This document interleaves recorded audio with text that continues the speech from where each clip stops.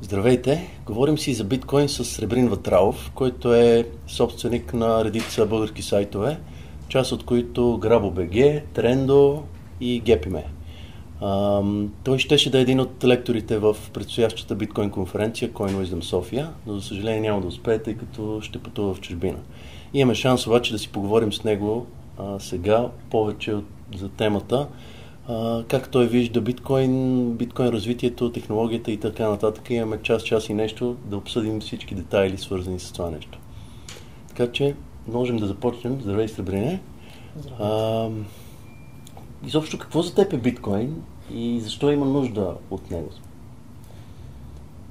Биткоин за мен е философски алтернатива на сегашната система, финансова, такава, която позволява на хората да вземат контрола върху паричната стойност. По начин, по който да изолира доколкото може банките и държавите да ги манипулират, което води до доста проблеми. Само през последните 6 години големите централни банки в света са напечатали не е ясно колко, но едно количество 10 трилиона долара. Така че може би това на причините 2008 година се появи биткоин. Така ненадейно, все още не е ясно точно от кого, но е като резултат от манипулациите на банките и държавите върху средството за обмяна. Така че за мен биткоин е просто една прекрасна възможност ние peer-to-peer да изградим система за трансферна стойност и да ограничим доколкото може този moral hazard, който води принтирането на пари от въздуха. Да, добре. Така най-общо, но какъв е изобщо проблема в системата? Защо имаме нужда от такова нещо? Може би сегашната система работи достатъчно добре и всички сме свикнали на нея, имаме пари в банковата система, разчитаме на тази система по всевъзможни начини. Защо има нужда изобщо от някаква промяна? Какъв е минуса на сегашната система? Сегашната система е по-скоро абсурдна. Много малко на брой хора, 5-6 души, решават да речем с какъв процент да повишат парите в обращение и това да се отрази на взаимоотношенията на милиарди хора. Нали? Такава централизация просто не е нормална. И не е добре да има такава сила за кой да е човек. В смисъл, ако ще има такава сила, тя да е по-скоро в природата или ако щеш математиката, която е по-аполитична, не би могла да се манипулира така лесно. Кои са тези 5-6 човека? Какво имаш предвид точно? В случай да речем хората, които отговарят за определенето на лихвените равнища на американския долар, на еврото, на йената, франка, основни търговски валути в света, паунда. За мен проблемът е, че тези хора с клишом един вид решават по какъв начин ще манипулират икономиката. Защото определяйки лихвата, ти определяш стойността на парите. Да. Определяйки печатането на парите, отново влияеш на стойността им, като обикновено с печатането облагодетелстваш най-близките до себе си, най-вече банкерите. Затова и са така омразна каста последните десетилетия, бих казал, защото изглежда все повече паразитират с действията си, които извършват в света, но за стойността, която дават обратно. Да бъдат просто един middleman, който транзактира някаква стойност и гарантира, че някой няма да направи double spend, да речем. Да. Ние на практика имаме нужда от тази функция в момента. Освен това, интернета до сега нямаше реално платежна система подходяща за него. Нали, ние нагодихме старите системи към интернет, с всичките им кусури. Да речем в биткоин, в интернет нямаше лесен начин да остойностиш нещо за една десетохилядна стотинката. Просто няма лесен начин през сегашната система. Би било удачно, за да може повече хора да се възползват. Да речем, покупателната сила в Индонезия е една, това не пречи да намали стойността на информационните услуги достатъчно, че да бъде интересно за тях. Така че да може по-голям процент от световното население онлайн да се възползва от иновациите, които предлага интернет.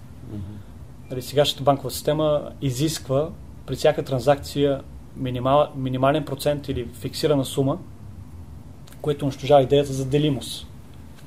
Докато речем биткоин позволява изключителна делимост, една 100 милиона от биткоина, или стотинката го наречем, Пък ако е необходимо, дори може да се дели на повече, стига това да е необходимо на целия пазар. И това се решава, да кажем, от обществото, което ще ползва биткоин. Тоест, ако се наложи да се прави някаква манипулация с биткоините, тя няма да зависи от 5, 6, 7 души. Ще зависи от majority, от мнозинството какво смята, че е добре за всички, които потребяват биткоини. Добре, да, ако може да се върнем малко назад. Изобщо какво дава стойност на тези пари, които използваме в момента? Левове, долари, евро, франкове, както казахте. Защо ние ги смятаме, че са ценни и какво седи за тях към ден днешен?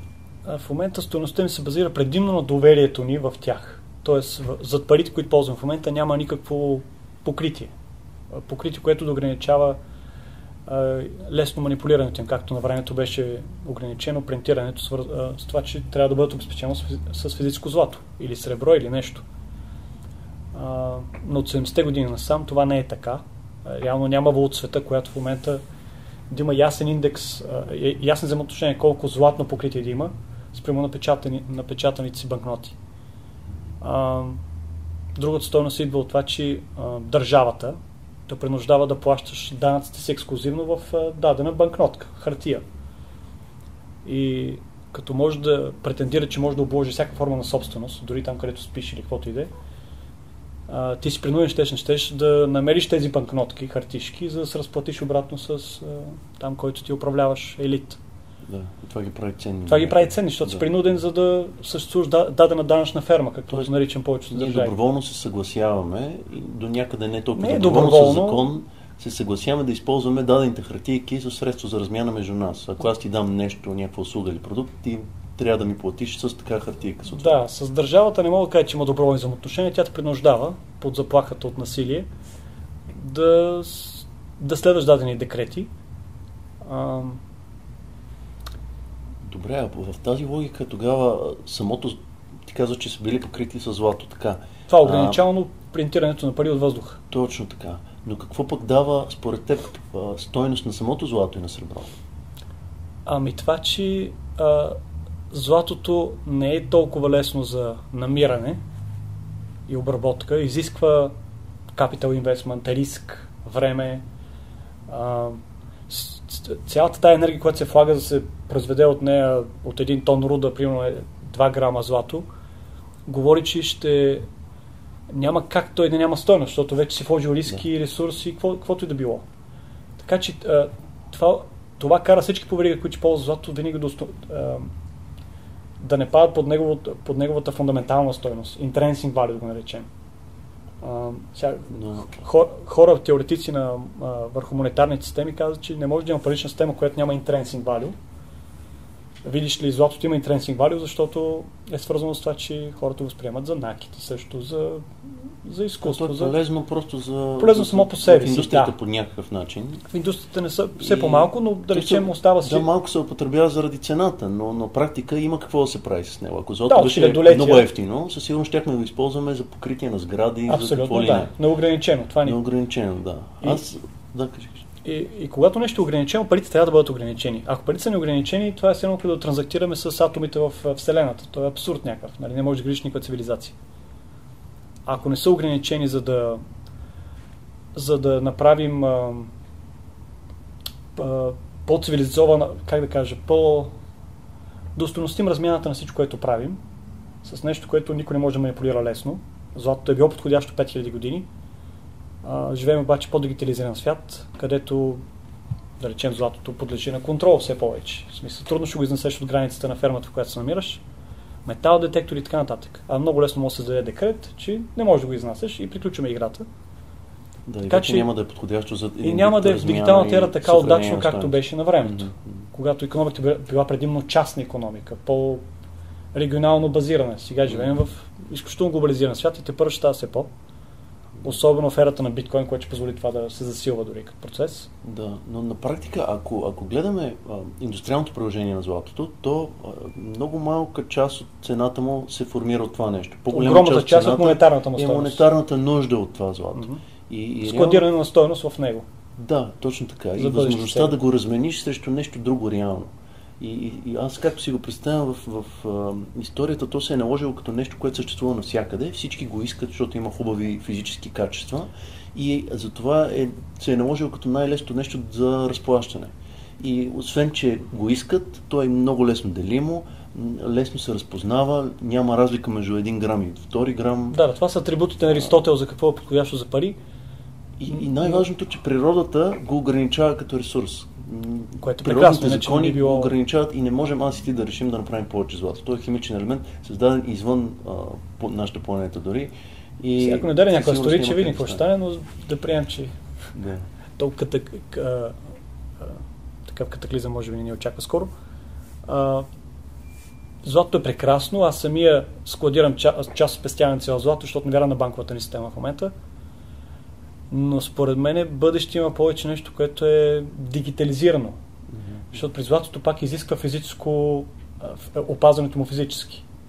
А кой е по-силен в едно общество? Обикновено той е картел, наречен управляваща клика, която разполага с оръжие и всичко останало, така че лесно би могла да те сплаши и да ти го отнеме и така нататък. Тоест, според ерата, в която живеем, трябва да намерим нови средства, с които да се пазим един от друг от насилие. Да речем, пари базирани на математически числа ми изглежда все по-добре, защото не може да стреля срещу тях. Куршуми ни ги ловат. Но по някакъв начин пак трябва да ги опазиш.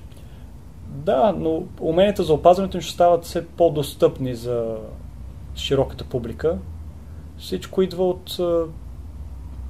от необходимостта да научат, да речем, ако още не се повтори кипърски сценарий от 2013 година, което според мен изглежда неминуемо, или продължат да хиперинфлират парите, хората ще потърсят начин как да си опазят стойността. Защо си разменяли благата и трудили се, влагали си живота, ако някой просто с печата им отнема усилията. Да. Така че това ще ги принуди да потърсят за част спестяването им някаква алтернатива, която изглежда достатъчно секюритизирана, глобално възприемана или достъпна, за да няма хващат и capital controls.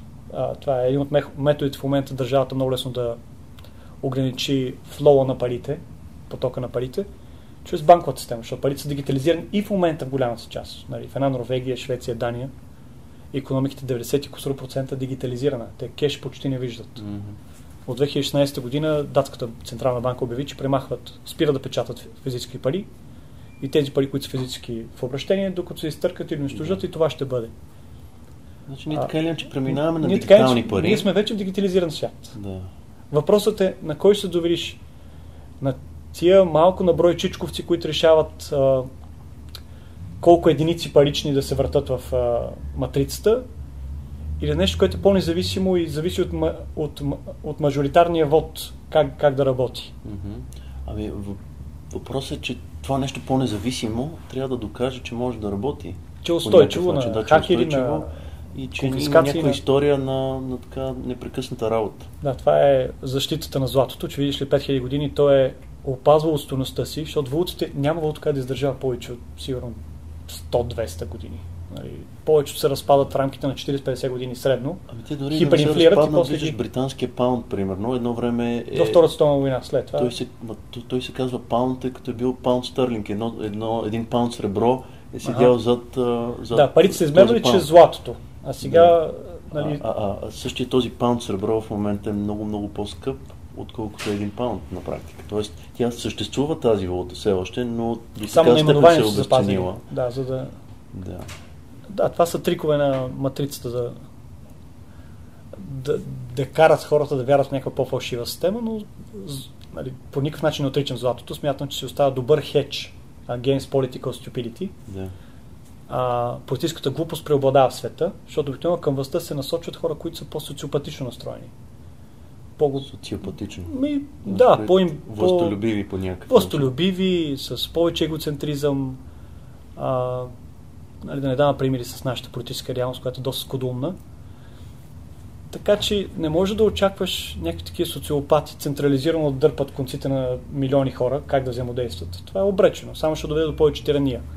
Да, добре, можем ли да направим такава аналогия? Ако парите се управляват централно, от една институция или власт държавна, то това е еквивалент на цялата икономика, както по времето на комунизма се управлява централно и доказваме не работи. Не работи. В случая имаме този голям пример с цялата икономика, изолирано само в паричната система, която се контролира малко или много от определени хора с тяхната политика. И това изкривява цялата система по начина, по който е изкривен в момента. В момента живеем в някакъв монетарен комунизъм или фашизъм, няма големи разлики. При това, че всичко остойностяваме с някаква фалшива форма на пари. Всичко, което притежаваш, не го притежаваш реално, защото лесно някой друг мога да надпечатва. Така че стойността, която ти мислиш, че имаш, зависи от някои хора, какво ще решат, колко да струва времето. Общо всичките блага в момента са притежавани от управляващата клика. И затова и новини, свързани с политическия живот, изобщо какво правят политиците, аз ги наричам паразити, са такава болезнена тема всяко общество, защото хората не могат да осъзнаят какво точно се случва, но решенията на тия влияят в ежедневието им. Все повече. Преди 100 години някой на село дреме му кой е политик, кой е управляващ, кой е султан, каквото иска правя, аз имам зели, имам си домати и добре съм си. Не плаща ангария върху собствения си имот, който се градил собствения си труд и енергия. Сега и това не можеш да имаш. В смисъл, дори да имаш някаква собственост, местният султан, визир, там или ушки им демократично избрано правителство, претендират, че им дължиш някакъв процент от техните единици, които разпространяват като пари, за да задържиш тази собственост.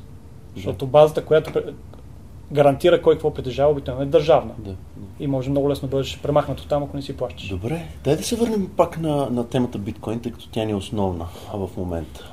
Изведнъж имаме ги тези проблеми на финансовата система, имаме такива изкривявания, които се дължат на централно планиране буквално. Кейнсианство, да. Да. И те водят след себе си различни балони, различни... Boom and bust cycles, да. Така, както беше последно имотния балон, той е раздут изцяло заради изкуствено ниски лихвени проценти, ефтини пари, и тия ефтини пари трябва да отидат някъде, като съответно надуват някаква голяма индустрия. Да. И покрай нея много хора се ориентират в тази индустрия, а пък съответно тя не може да ги поеме дълго време и рязко обема на работа пада. И изведнъж се появява биткоин 2008 година. Януари 2008, да. 9 януари 2008 мисля, че беше white paper-а. 2009 започва да оперира. Да кажем, почти 6 години вече оперира системата. И аз доколкото разбирам, идеята на системата е, ако аз и ти си размениме единици дигитално, нищо до момента не е могло да ни спре от това, ако единици са с мен, аз да ги копирам и да ги изпратя на още 10 000 души. Да. И в момента създаването на този блокчейн гарантира един вид, че аз мога да ги изхарча само веднъж. Но някой трябва да попълва тази информация от отделните блокове и този някой бива възнаграден с още единици от същата така валута или същия софтуер. Да, миньорите. Значи не знам техническата част, тя може да се задълбая много, но факт е, че 6 години за сега не изглежда никой да е пробил така сигурността му, че да може да си напечата или да си инжектира сам биткоини. Комюнитито е достатъчно vigilant, как да кажа, отговорно да наблюдава процесите вътре. Страхотното на биткоин е, че реши този, как се нарича, Бизантин проблема на... Трите генерала. Да, трите генерала, или какво беше. С това, че нямаше лесен начин как да комуникират, за да координират някакви действия. Когато са физически отдалечени, няма комуникационно средство. Да. Интернет е прекрасен метод за дублиране на данни, репликиране в неограничени количества. Това доведе до неговото utility, т.е.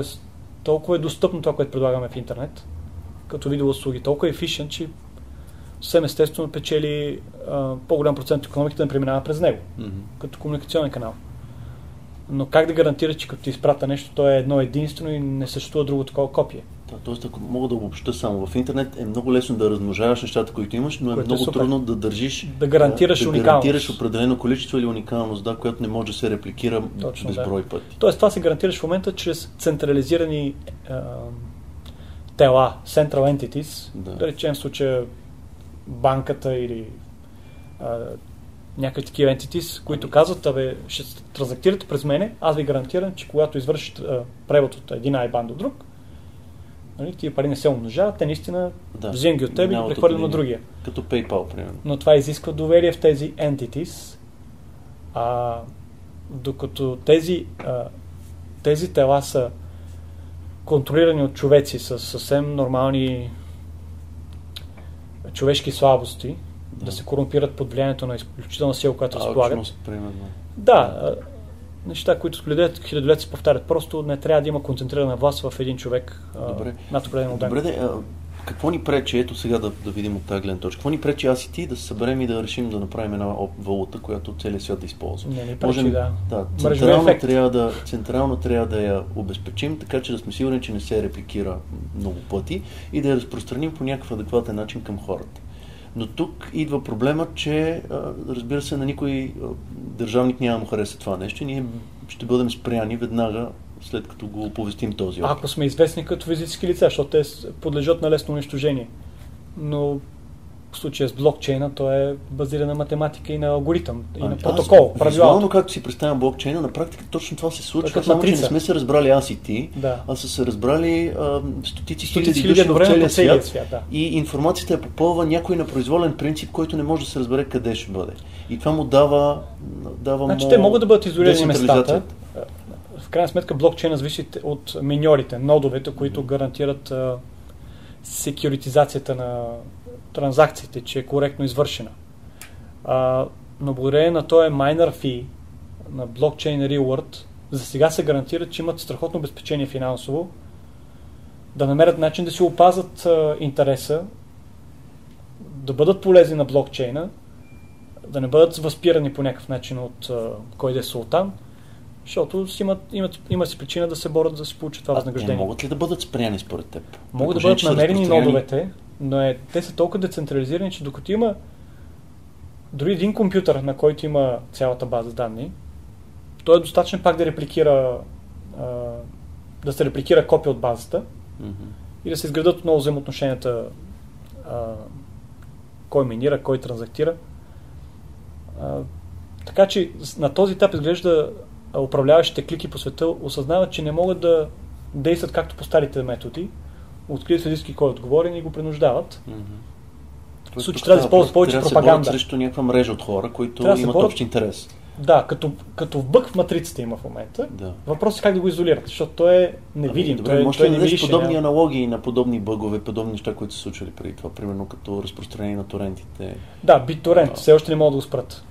Цялата копирайт мафия в света се опитва да го спре, защото имат си причини, но изглежда е много резилиен като протокол.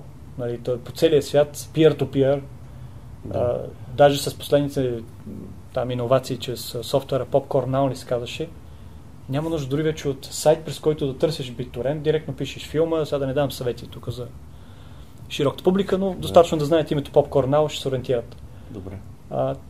Света става все по-децентрализиран, макар в дигиталната ера, в която живеем.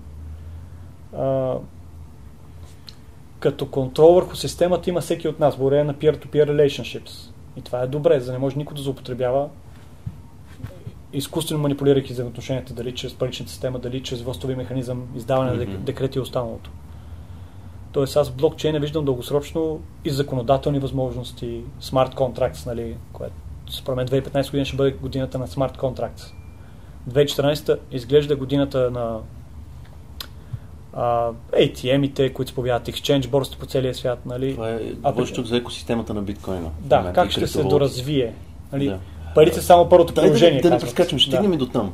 Да заседим още малко на момента, в който се създава някакъв вид децентрализирана система за разпределение на някакви единици, които на практика нямат стойност обаче. И понеже определени хора... Този от нас дали ще имат стойност. Точно така. Ние виждаме, че всъщност работи тази система и се съгласяваме, че всъщност, ако тя продължи да работи, то те имат стойност. И те имат стойност, докато се намират с ограничена бройка в тази система и тя работи. И се съгласяваме ти да ми даваш някаква услуга, аз да ти плащам в тези единици или обратното. И това адекватно дава стойността на единици. Много хора се питат защо един биткоин в момента е $300, $1000 там. Supply and demand, търсене и предлагане определят стойността на нещата. на този етап, нали, слабо са борсите, които са централизирани и свързани с банковата система. Много лесно могат да бъдат унищожени и спряни. Но дори това да се случи, според мен пазара ще измисли още по-децентрализирани методи за връзка между стария свят, който все още е необходим, за да може да стойностим биткоина, измерен чрез сегашните туалетни хартии, както наричам паричната ни система.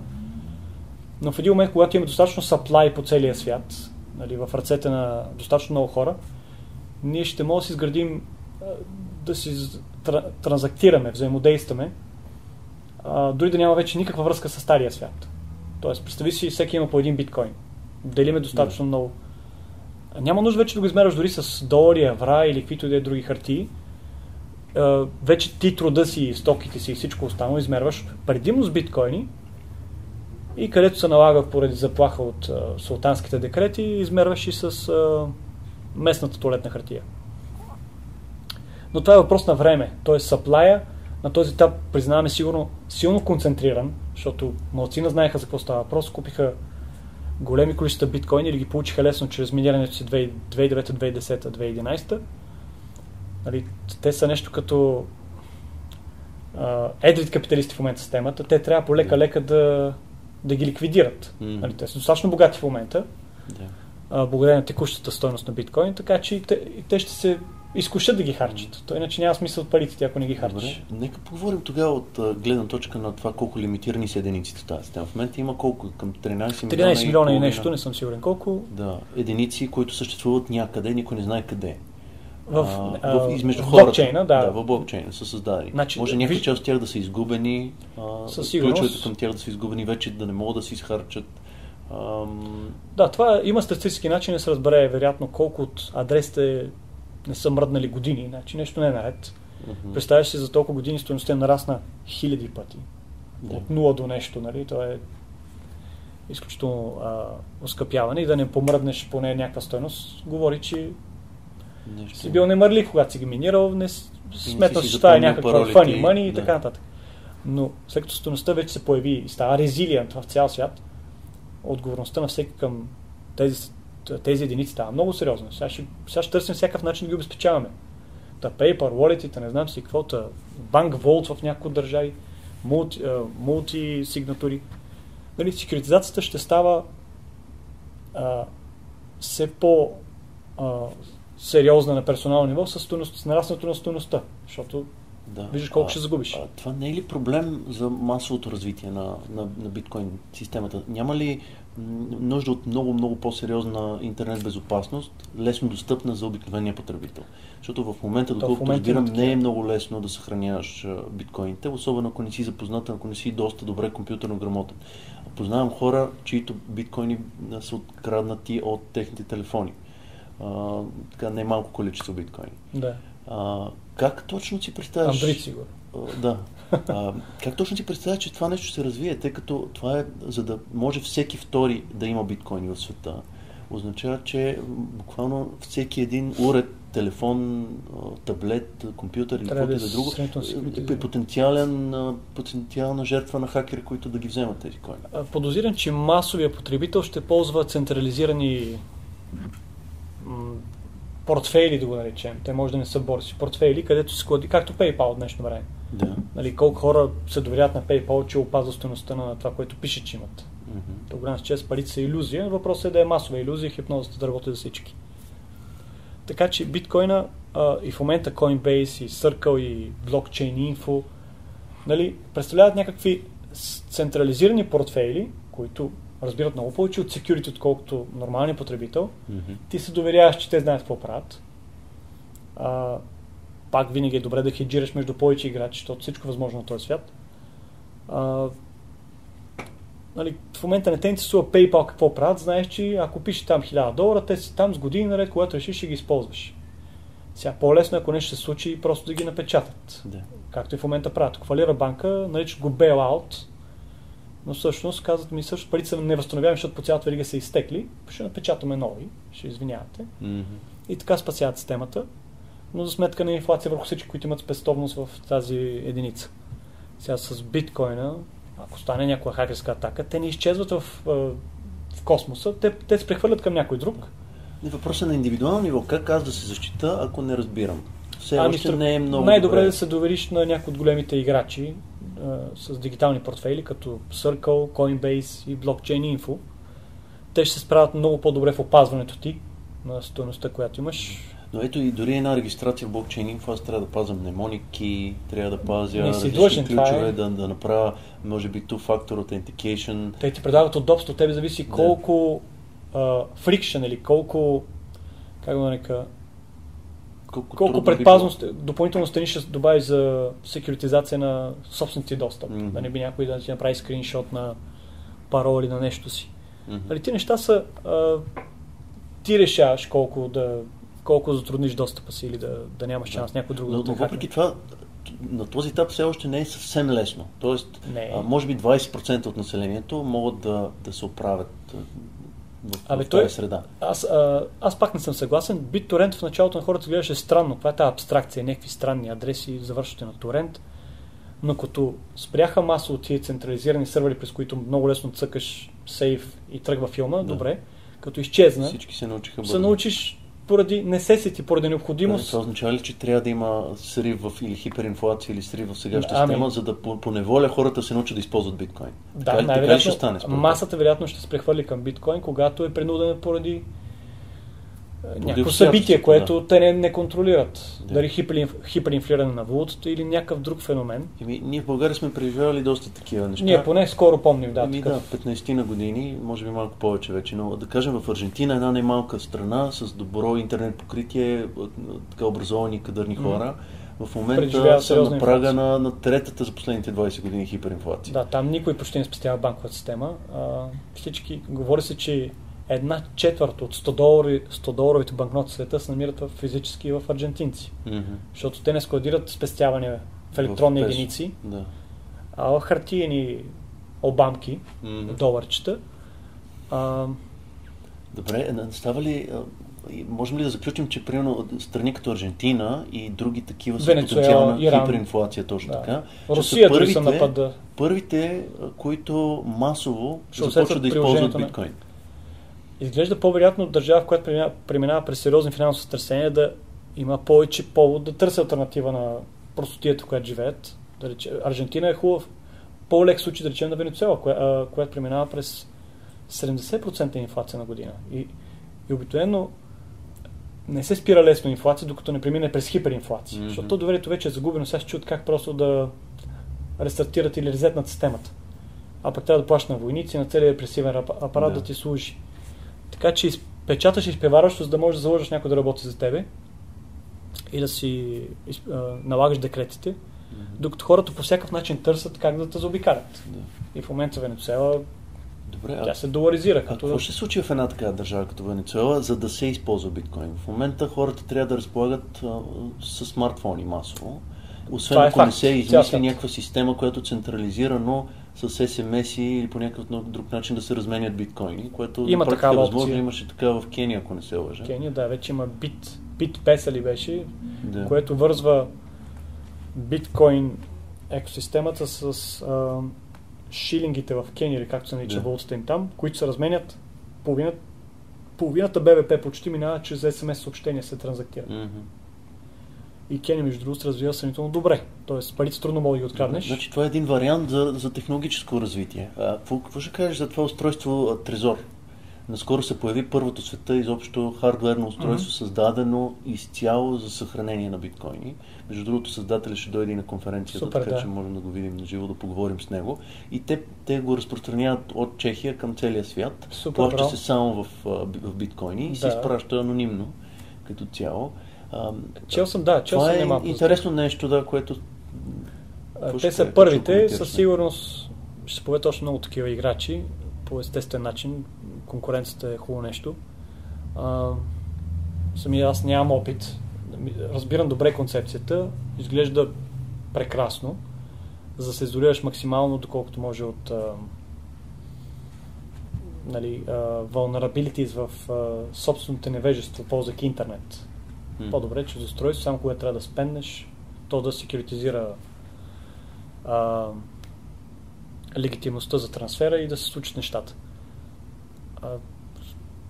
Предполагам, че има бъдещето и в момента аз за моето си банкиране ползвам такъв вид устройство. Самата банка ме принуди. Преди ползвах виртуален сертификат. Сега иска да ползвам като токен устройство. Да. Прекрасно. По-скоро, да, положително мнение. Да. Добре. Друго нещо, което е интересна тема и много хора се замислят. Как ще изглежда света, след като биткоин или друга криптовалута от този сорт стане масово нещо за използване? Да. Според мен света ще е много прекрасно място тогава, защото... Добре, има много хора си задават въпроса, окей, ти сам каза преди малко, всички нодове са проследими и могат да се намерят къде са. Няма ли да стане така, както в момента могат да ни следят през мобилните телефони, да ни подслушват, да ни намерят къде сме, през Фейсбук ние доброволно си даваме всичките данни. Профилираме се. Така, използвайки Google Chrome и техните услуги. Абсолютно всичко за нашия живот се знае до най-личните неща. В крайна сметка, може ли да се окаже, че биткоин е поредното нещо, което ще дава информация за това. Ние с кой имаме транзакции, къде си харчим парите, откъде имаме повече пари, евентуално да ни аудитират дистанционно и да ни правят ревизии дистанционно, без ние да знаем и изведнъж ако се окаже, че мога да получиш писмо, имаш повече биткоини, отколкото си декларирал пред държавата, дължиш ни някакъв данък, примерно. Не се ли страхуваш, че такова нещо може да се случи? Разбирам, логиката на въпроса. Хубавото на общество базирано на биткоин все пак е, че данъците, които превърта абстракцията наречена управляваща клика, правителство или каквото и да е, ще идва пряко и единствено от тези, които транзактират. Ако по някаква причина се наруши доверието между управляващи и данъчно задължени, много лесно може да лишиш държавата от стомашните и сокове, нали, паричната система, защото тя зависи от всеки индивидуално. Докато сега не може, защото просто печатат. И заблуждават хората чрез инфлация. Сега, ако искаш да лишиш държавата от твоите данъци, тя ще си ги напечата. Тя ще ги напечата, точно. Вместо да ги вземе от теб, ще ги напечата и твоите пари пак ще обезценят чрез инфлация. И тя ще принуди, дори да е икономиката все по-ефишен благодарение на технологиите, т.е. да речем в момента те печатат, но въпреки това има нисък растеж на инфлация, да не говорим дори до дефлация.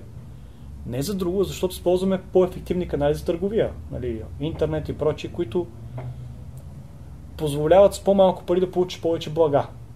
И сега те се чуват по какъв начин накарат парите, които печатат, да намерят стойност. Най-лесен начин чрез енергетиката, чрез данъците. Имат си лостове, чрез които ще принудят да търсиш повече банкноти, за да съществуваш. Докато общество базирано на биткоин ще е много по-честно, много по-демократично, защото парите, които ще преминават през централизираното тяло, което да речем да помага на най-онеправданите, на тая прословута пропаганда с пътищата, кой ще построи и така нататък, ще зависи пряко от нас. В момента, който се наруши баланса на интересите ни, защото властта, тя не работи сама за себе си, тя трябва ушким да работи от интерес и за интереса на хората, които са легитимирали. А в момента не е така, защото те просто могат да се изолират благодарение на печатницата. Тоест, ние ще им спрем печатницата, но ще им дадем пък един друг лост за контрол. Това е следенето до някъде. Хубаво. Да, няма да може да се избяга лесно от... А не може ли да стане биткоин изцяло анонимен? Да има, доколкото знам, не мисля, че е възможно. Dark Wallet, който се стартира в момента за анонимни транзакции. Има много други алтернативни криптовалути, които обещават пълна анонимност. Значи, може ли това нещо да се случи в биткоин? Вероятно ще се случи, но винаги гледаш къде е най-слабото звено в цялата верига. В случая кой предлага физически стоки и услуги, за да транзактира с цивилизацията. Аз там, ако съм местния султан, там ще наблегна на регулация. Като искаш да похарчиш парите си, по някакъв начин да се легитимираш. Сега, евентуално, ако разменяш консултантски дейности, умствен труд, хубаво. Жив и здрав, няма да можеш да бъдеш обложен лесно. Но рано или късно ти ще стигнеш до храна, до вода, до енергия. Точно там те са физически контролируеми места, където ще може да се изисква идентификация. Целта, според мен, на повечето хора, занимавайки се с биткоин, не е да няма данъци. Не е това проблема. По-скоро да бъде по-справедливо, хората да имат повече контрол върху своите пари. В момента нямат. Това е илюзия, че си изборим. Тоест, ако фалира в момента някаква банка, както е в случая с КТБ, да няма изобщо дискусия дали да бъде спасен или не, ами просто който фалира и е поел този риск да вложи пари там, просто губи парите си. Mm-hmm. Тоест да не трябва останалите хора, чрез да инфлация, да плащат за грешките на други хора.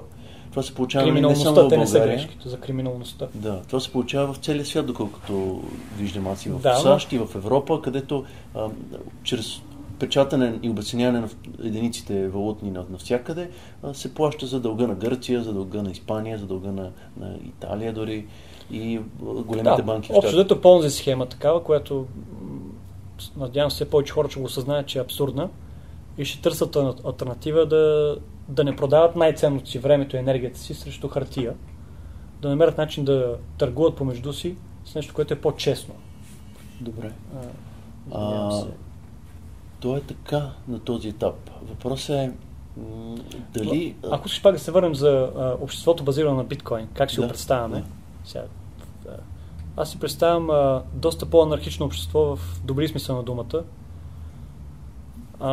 Такова, при което индивидуалните свободи се пазват благодарение на математиката. От това, че всеки добре секюрва биткоините си, не може да бъде ограбен чрез банка, чрез правителство и прочие. И това ще принуди хората да транзактират чрез fair trade, честна търговия. Т.е. като не могат да ти го отнема с насилие, защото ще могат да укрият добре какви биткоини разполагам или имам. Просто тази информация няма подлежи на... или не е желателно да се знае от всички. Защото това може да се корумпира. Че ще може да не се знае, да запозиш... Вероятно ще можеш да скриеш баланса на биткоините си, но държавата възможност да изисква да има съотношение между което легитимно си спечелил, за да легитимно да ги похарчиш. Сега, благодарение на глобализирания свят, ако даден султан е по-репресивен, тук нищо не те спира, просто да си стегнеш раницата, да напуснеш и да ползваш биткоините си другаде. Така че този арбитраж, който ще се случи между данъчните ферми по света и декретите, които всеки издава, по-скоро ще доведе до по-малко закони, защото повечето законова тирания ще прокужда транзакции, ще прокужда хората, да. Както в момента Сингапур, Хонг-Конг, Панама са богатеят страхотно благодарение от арбитража къмто високо облаганите държави. Тоест аз не искам да си паза парите във Франция, дори Швейцария, по ред причини в момента. И затова отиваш Сингапур, затова отиваш Сингапур, Хонг-Конг, Панама, регулации. Те печелят от това да запазят кредабилитото си, как се нарича, доверието, което имам към тях, че няма да нарушат тази спогодба, която имам помежду ми, че ето, доверявам ви си парите, взимайте процент от тях, щастлив съм, но не давайте някой друг просто да ме граби така. Добре, т.е. в това общество с масово използване на биткоин, ти ще можеш, ако искаш да бъдеш анонимен. Ако искаш, да. Ако не искаш... Силна доза анонимност, няма 100%, то е ясно. Но доколкото ти върши работа, така че да не може някой да ти почукне на вратата и да ти каже дай си всичките пари. Да ти изнудва, да. Да ти изнудва. Дали държавата или частно лице? Държавата и Централната банка няма да има възможността да инфлира парите. Да създава инфлация. Което е супер. Само че с преки данъци ще може да... Само с преки данъци, но... Или в смисъл, само с пряко облагане на хората. Дали по косвен и пряк начин няма, без значение в момента, но не чрез печатане, защото тъй като обявяват има дефицит тази година, всъщност казват, че печатаме. В същото време няма да има нужда от търговски банки по начина, по който ги имаме в момента, тъй като... Ще има уолети, централизирани уолети, портфейли. Тоест те ще се променят тотално по различен начин. Ти ще избираш дали волево да участваш, да печелиш лихва, знаейки, че поемаш риск. А не сега султана местния ти гарантира, че сложи си тук паричките, каквото и да стане, аз ти гарантирам 100 000 евро. Ама как така някой гарантира нещо, като то зависи от трето лице как се държи в икономиката. Той може да ги... Сега трудно изчезва с толкова пари, всичко се следи, но самата управляваща клика може да с колизия с този, който отговаря за парите ти, да направят някаква кражба, както и стана в България. Докато с биткоин, ако искаш да печелиш лихва, няма кой да ти гарантира лесно. Може да сповед всъщност insurance companies, с които казват, ще поемем известен риск, ние ще проверяваме тази компания дали е легитимна, дали всички ти операции са окей. Но това ще определя под изключително private механизми, няма да има нужда от декрет, който да гарантира каквото иде. Да. Но това е само за хората, които биха искали да печелят лихва. Точно така. Те ще определят степента на риска. А по-голяма част от хората може би още не да си опазят стойността. А си пазят дори печелят от това, че биткоините при тях. Съответно, те няма да имат нужда от разплащателна сметка, от кредитни карти, от дебитни карти. Няма нужда да кредитират съществуването. Съответно, банките ще трябва да се трансформират от това, което са в момента, към някакви онлайн създания, които да ни улесняват транзакциите и държането на биткоини, евентуално да са като посредник между хора с спестявания и хора, които искат да вземат заем. Те могат да се върнат към това фундаментално тяхно значение в икономиката, да опосредстват спестовността на едни, което да е бенефит за други, които пък чрез кредитирането доводят до иновации в икономиката, защото някой може да има излишъци от средства, казва, добре, оставям ги, няма да консумирам повече, колкото имам нужда в момента, намерете начин вие, там с скромна лихвичка, да гледате някой, който има добри идеи, така да разви икономиката, да добави повече блага за обмяна, че всъщност никой не би трябвало да загуби, защото стоките и услугите трябва да поевтинят в една така икономика, която непрекъснато иновира. А сега какво прави Султана местния? Супер хитро. Той те принуждава да му даваш информация за производителността на труда си, на единиците там, които произвеждаш така нататък. И неговия зор е да не позволи поевтиняване на стоките и услугите. Може да на нула, но той пак те краде, защото е напечатал пари, които да офсетнат подобрението в цялата икономика. Тоест, заради иновации и развитието на технологията, да поевтиняваме непрекъснато ще произвеждаме повече пшеница, повече сгради, по-евтино. Усилие, по-добре. Вместо да падат цените, те остават на нула заради инфлацията и ние не го усещаме. Точно. И те казват, нашата основна цел като Централна банка е да поддържаме цените стабилни, което е измама. Цените трябва да поевтиняват. Особено когато станат по-продуктивни като цивилизация. За половина 100 години масата беше свързана с земеделие, сега масата се занимава с сервис сектор. Тоест не сме пряко свързани с производство на блага, а по-скоро на създаване на lifestyle choices, туризъм, каквото се сетиш от този сорт. Тоест хубавите неща в живота. Но това ни се отнема, т.е. скоростта на подобряване на живота би могла да бъде в пъти по-бърза, ако не е това печатане, което отнема естествените сили на пазара да подобрява нещата помежду ни. Защото никой не би купувал при частни взаимоотношения по-лоша услуга. Няма как да стане. Ти винаги възнаграждаваш някой, който се прави по-добре от другия. И винаги движиш цялата икономика към повече ефективност. Дай ми повече за по-малко. Най-грубо казано. И това се случва реално. В някой сектор технологии, където скоростта на дефлация е толкова голяма, че въпреки печатането ние пак го усещаме с по-ниски стойности на стоките, които потребяваме. Но пък те могат да манипулират други средства, като енергетика и силно централизирани такива, от които не можеш да избягаш, транспорт, с които се опитват да отнемат част от тая производителност обратно за държавния апарат. И който благодарение на тая покупателна сила, която краде от печатането на пари и от подобренията в частния пазар, става в основен двигател едва ли не за работни места и за така нататък, което не би било възможно, ако парите бяха ограничени. Тоест, държавата ще бъде много по-малка. Държавата ще бъде изключително по-малка и много по-ефективна. Само там, където има смисъл от такова централизиране. Да речем, имаме нужда да построим совалка. Може би да не е efficient. Всеки за себе си да построи влакова линия и си казваме, дайте заедно да финансираме, ще го проконтролираме, за да не можеш както сега наливаш милиарди в някаква бездънна каса, създаваш олигархия благодарение на държавни поръчки и също олигархията иначе не би било възможно в частни взаимоотношения. И това само изостря обществото. То по-скоро отива към повече тирания, вместо към повече свобода. Нали? Добре, някои хора казват, че при биткоин икономика ще ни бъде много по-лесно да следим едни такива проекти, те да бъдат напълно прозрачни, т.е. ако съберем 4 милиарда за АЕЦ Белене, ние ще знаем къде отиват тези пари. Можем да проследим държавата как ги харчи много по-ефективно и да направим частен одит. Да, представи си Kickstarter, обаче за държавни. Държавата трябва да ни дава и проекти и ние да ги одобряваме като граждани. Хората трябва да почнат да разсъждават за държавата като за сегашния вариант, нали, то малко като частен мафиотски картел. Имаме достатъчно технологии онлайн, с които ние можем да създадем едва ли не тези централизирани entities, през които да се създават времеемки, капиталоемки блага като инфраструктура. Представи си Kickstarter за инфраструктурни проекти.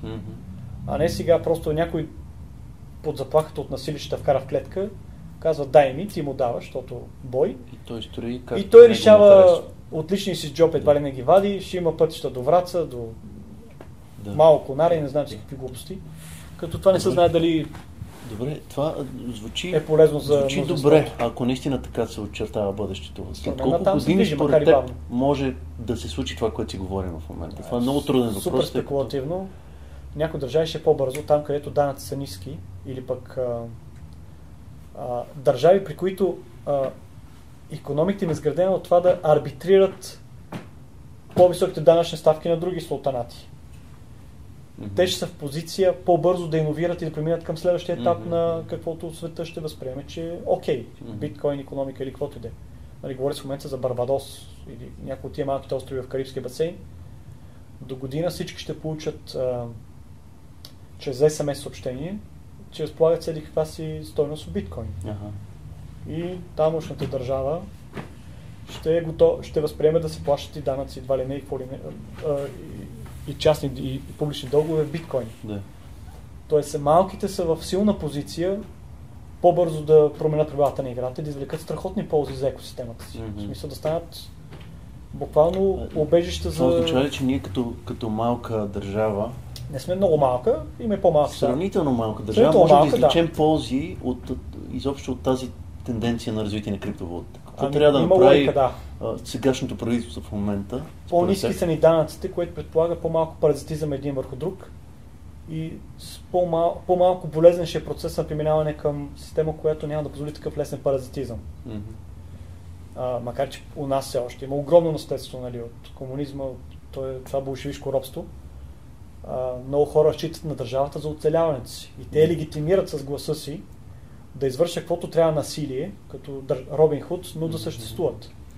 Добре. И докато те преобладават, ще е малко трудно се иновира, но мисля, че има и критична маса онлайн и предприемачи и изобщо млади хора, които не очакват, че нещо готово им се полага чрез държавния Робин Худ. Те знаят, че за да е честна играта и да е устойчиво, трябва да полагат труд. Добре, понеже нямаме много време, да приключим още един-два въпроса конкретни. В крайна сметка, развитието на тази технология ще отнема голяма част от властта над парите от централните банки и държавите и банковата система и ще я връща към хората, към обикновения потребител. Само че всеки, който губи власт, по някакъв начин иска да си я защити и да си я запази. Какво може да се направи, какво може да направи държавите колективно, за да спрат биткоин? Могат ли да го направят, според теб? Могат да попречат, да спрат не съм сигурен. Ако използват много насилие да стрелят срещу математически числа, до такава степен ще тероризират населението си, че те ще убият допълнително икономиката си от това, че ще загубят добронамереността или доброволността на транзакциите, които иначе без които не може да има никаква икономика. Тоест трябва да се намери баланс между тиранията на местния султан и доброжелателността на хората да транзактират помежду си, за да може той да извлича стойност от тях. Тие, които са по-разумни, ще усетят, че не могат до безкрай да прекършат бамбука, защото ще ги удари. Могат ли, да кажем, както се забраняват, много неща са били забранени в историята. Марихуаната забранена. Марихуаната, да кажем, забраниха. Е доказано, алкохол не просъществува дълго забраната, но опитаха, марихуаната е доказано, има лечебни свойства и въпреки това в огромна част от света остава тотално забранено. Въпреки недоволството на хората. И това е само последните 60-70 години реално е тая простотия с забраната. Но въпреки това тази забрана съществува и не, че няма марихуана. Тя не работи. В смисъл работи в голяма степен. Но работи до някъде. До някъде. Забавя развитието на цялото нещо. Тоест в момента не може официално и легално да се прави изследвания дали марихуаната лекува рак, както твърдат много учени, или не лекува. Дали има някакви други свойства върху нервната система, върху които може да се използва. Подобрява тонуса ти, така. И в същото време всички тези изследвания са задушени заради цялата забрана. По същия начин една забрана може би няма да убие биткоин, но ще ограничи използването и развитието на тези централизирани услуги, за които ти говориш преди малко. Той ще остане само в сивия сектор. Окей, ама сивия сектор онлайн. представи си да прехвърлим кеша, който използваме в момента регионално за underground economy, да превърнем в математически единици, които са трудни за улавяне с куршуми. Смятам, че има достатъчно knowledge-based economy вече, нали, консултантски дейности, програмисти, доктори, ако щеш, какво ли не, които ще могат да обменят труда, познание и каквото и да било дистанционно, от место, което най-малко би ги тероризирало. Тоест, султан, който се опита пряко да се намесва и да ограничава и прочие, ще загуби едни от най-ценните си хора. Те просто ще напуснат. Ще ходят на места, които са по-приветливи, по-зелени пасища. Това и сега се случва, нали? Хонг-Конг от нищо нещо. Сингапур същата работа. Тоест, в момента ни от най-способните бягат от западния свят, за да търсят къде по-свободно. Не може да стане координирано, да кажем, съвета на ООН или Световната банка по някакъв начин координирано да забрани всичко и да се затворят всички централни борси, Битстамп, Кракен, всичките американски дилъри. Но не могат да спрат биткоин. И тези биткоини да бъдат конфискувани и да се използват за манипулиране на цената за напред. Това подозирам, че в момента се случва реално. Нали, аз имам своята теория за Mt. Gox, какво се случи, защото изчезнах изключително много биткоини, говоря за 650 хиляди биткоина. Никой с трезвомислящ няма да открадне толкова биткоини. Какво ще ги направи? Къде ще отидат? Те, ако си превърнеш в пари, това е толкова проследимо, че ще бъдеш хванат по голи гащи, по гол дупе. Така че подозирам по-дълбоки са нещата. Там вероятно намеса на някои от трибутните агенции. Това няма как да го знаем, наистина е много субективно нещо. Но казваш, че малко е вероятно според теб едно координирано движение срещу малко е вероятно, защото самите султани се конкурират помежду си. Винаги има някой, който е в противовес с друг. И в случая, Русия и Китай срещу Запада. Който не участва в тази координация, ще бъде големия печеливш от приемането на биткоин. Той има интерес да не спазва тия изкуствени правила, за да може спечели повече хора да му живеят във фермата. При положение, че има вече адска конкуренция между различни алтернативни койни, всеки от който малко по-различен от другите, добавят някаква стойност в цялата система. Някои обещават пълна анонимност, други обещават по-бързи транзакции и така нататък. Каква е тяхната роля? Не може ли те да изместят биткоин в един момент? Да, алткоин. Всичко е възможно. Няма гаранция за нищо. Ако предполага, ако има по-добри атрибути, които мнозинството възприема, че са такива, ще измести биткоин. На този етап не изглежда вероятно предвид нетворк ефекта на биткоина. Тоест те могат да му вземат малко от пазарния дял, но той ще запази лидерската позиция, ако продължи да работи заради нетворк ефекта. В момента биткоин мисля, че 90% от цялата криптостойност, което говори за не малко, т.е. смазваща преднина, въпреки че има 600 алткоина, биткоин сам по себе си 90% от пазарния дял на всички. Да. Даже процента се засилва с времето, според мен, защото хората осъзнават, че много от тия алткоини, поне на този етап, първо са изключително риски. Те позволяват да се експериментира с някакви атрибути, които за биткоин ще се по-сложно да бъдат налагани, защото с повишаване на стойността му по-малко хора са готови да експериментират. Защото не се знае какъв бъг може да изкочи в последствие. Така че възможно с още една-две итерации с блокчейна, промяна повече да не е възможна просто. И ще трябва да използваме по-скоро sidechains, за които отскоро има интересен white paper, а не altcoins, с които проблемът е манипулацията на курса, който точно създава supply, колко процента държи и така нататък. Докато при sidechain пак имаш нещо като altkcoin, пак може да експериментираш с променени атрибути, но използваш биткоина. Но запазваш пег между биткоина и т.е. никой не може да манипулира стойността на сайдчейна спрямо биткоин. Той ще като валутен борд. Колкото биткоина влезат, толкова ще могат да излезат. И това ти гарантира поне защита от недобронамерени създатели на altkcoins. Добре. Един по-конкретен въпрос. Ти препоръчаш ли на хората да инвестират в биткоини? Не знам колко ми е давно мнението ми, предвид, че аз лично съм heavily invested, дълбоко сериозно инвестирам в биткоин, като процент от всичките ми активи. Да. А колко смяташ, че е разумен процент за един обикновен човек с някакви спестявания, който държи на тях, разбира се, не иска да ги загуби? Според мен е 10%, абсолютно реалистично да инвестираш, предвид какви изключителни мозъци работят върху цялата екосистема, колко капитал се налива там в момента, колко много девелопърс, нали, програмисти, изобщо хора, променящи света, се насочат към блокчейн технологии. те обикновено задават дневния ред. Хората, които променят света. Нали? Те обикновено не питат да спазват правила. Те просто ги заобикалят.